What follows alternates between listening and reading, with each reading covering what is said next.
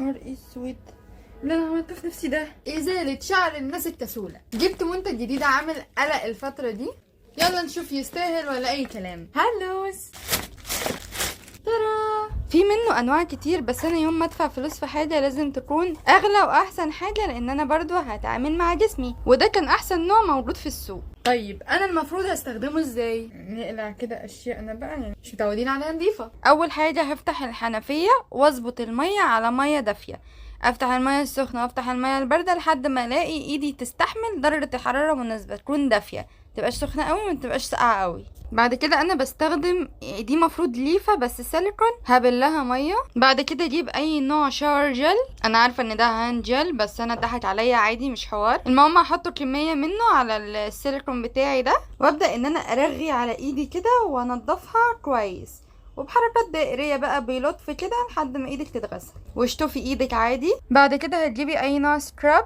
انا استخدمت الدلتا، هي ريحتها صعبه شويه بس هي بصراحه تحفه وحبيتها قوي، او ممكن تستبدليها بقهوه وسكر وعسل ايا كان اللي هتستخدميه. المهم هتقعدي تدعكي برضو بحركات دائريه بلطف كده دقيقتين 3، بعد كده اشطفي ايدك بالميه.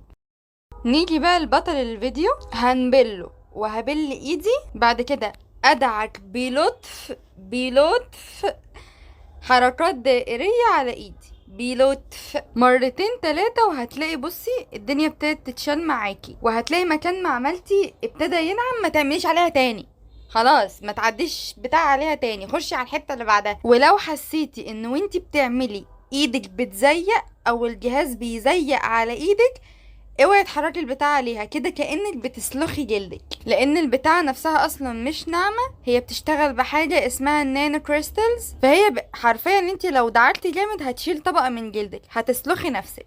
والمشكلة ان انت ما بتحسيش بكده، انت وانتي بتعملي مش هتحسي باي وجع، الوجع هيبقى بعد ما تخلصي. فخدي بالك اول ما تخلصي اغسلي ايدك بمية ساقعة، بعد كده اغسلي الجهاز ونشفيه وحطي مكانه في العلبة. بصراحة النتيجة تحفة، انا مكنتش اتوقع كده، انا مخلصة ايدي ناعمة بطريقة مش طبيعية، ولكن بسبب ان انا اتغبيت جامد انا سلخت نفسي. يوميها بالليل جسمي كان حساس جدا حتى من الهدوم اللي كنت لابساها. تاني يوم وتالت يوم ابتدى يطلع مكانها تعوير، ايدي بقت خشنة جدا شبه الحراشف او جلد التعبان كده، ملمسها مش حلو يعني. زائد ان انا كان المفروض في العادي بستخدم كربامين كمرطب، حرقني جدا، فاستخدمت البانسينول بداله في ال3-4 ايام اللي فاتوا دول، كان حنين اكتر من الكرباميد، وطبعا هيبقى احلى من اي لوشن هتستخدميه، لان اصلا ما ينفعش تستخدمي اي لوشن او اي كريم في عطور او كحول، هيلهلب ايدك اكتر وهيزود من حساسيه ايدك اكتر واكتر. هي من ناحيه حلوه فهي حلوه وبتشيل ميزه الجهاز ان انت هتستخدمي الجهاز وميه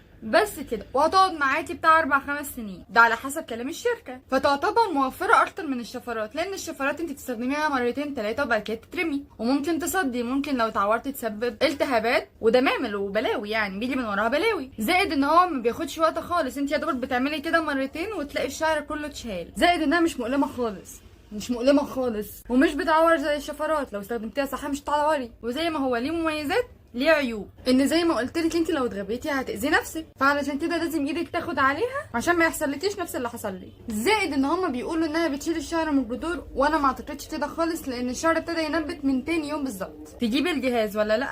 بصراحه انا مش هستخدم غيره بعد كده. باي.